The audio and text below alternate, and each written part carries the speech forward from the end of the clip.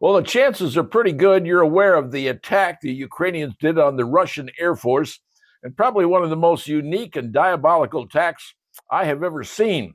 I always thought the Israelis were cool at doing attacks that were incredibly well done. Uh, they're standing in the shadows of the Ukrainians on this one. This was a really, really unique attack, but it's very, very concerning because this has a lot of ramifications, folks. All right, so the Ukrainians have been planning this for about a year and a half. It's called Operation Spiderweb. Now, here's what they did. They were able to acquire a trucking company.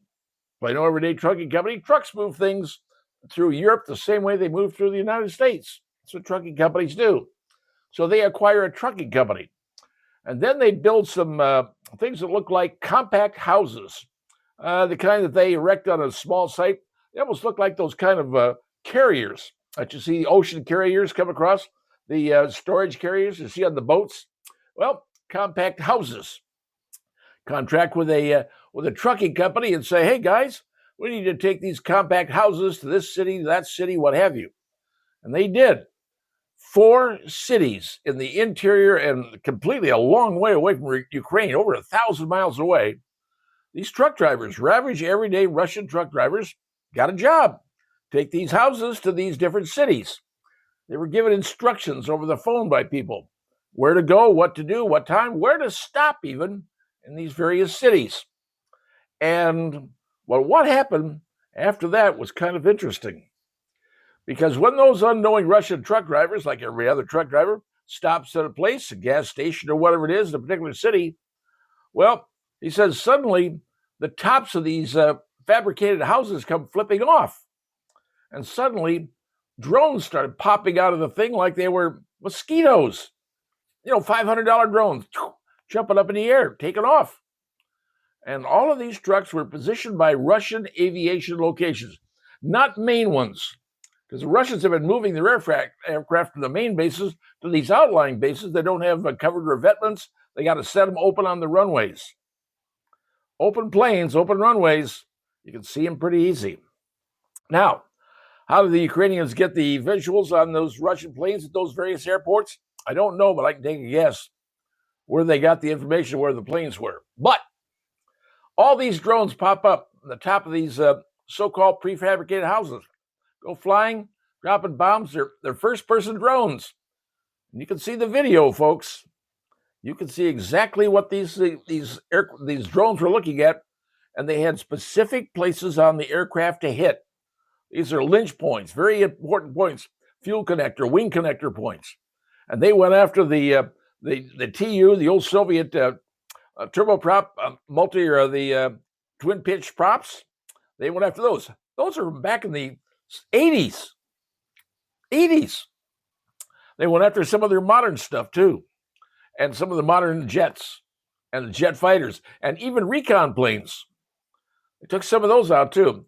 Right now, they estimate it took over around 30 to 40% of the entire Russian Air Force was taken out by these attacks. 171 drones were launched, and they all had bombs with them.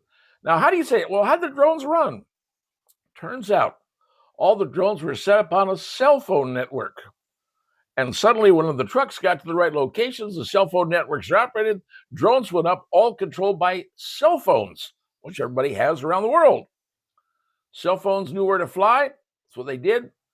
Massive amount of damage. Now, why am I concerned about this? Because, folks, this can happen anywhere, not just Russia. Let's say some bad guy wanted to do something here in the United States. Well, they could get trucks. We have flatbed trucks everywhere. Trucks are available anywhere. And they can have these storage facilities. They just put them on the back of the flatbed, drive them around, whatever it is. Pretty common in America. But what if you had some of these specially designed things that were specially set up and had drones? They weren't carrying bombs. Let's say they were carrying aerosol containers of a highly, highly dangerous poison. No smell, no taste.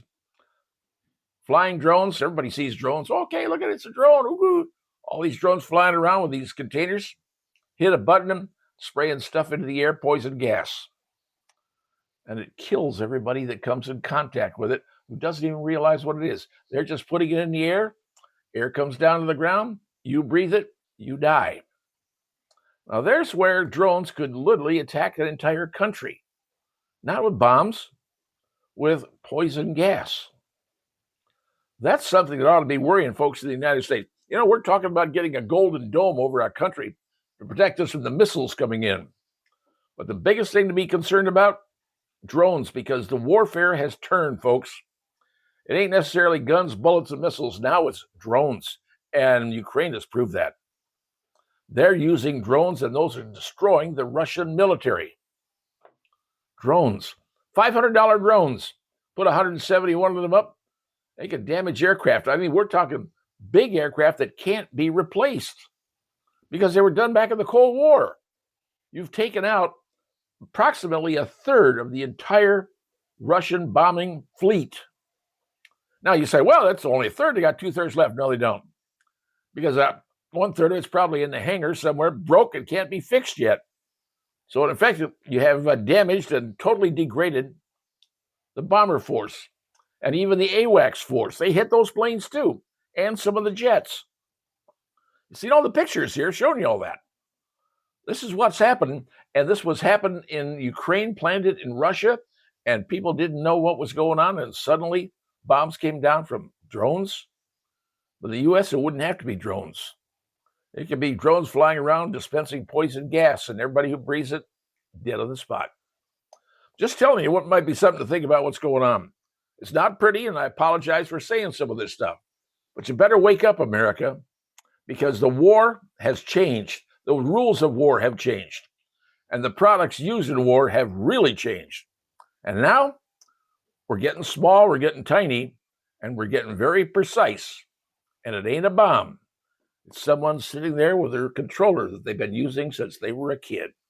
That's how the world has changed. And we better be ready for what could happen.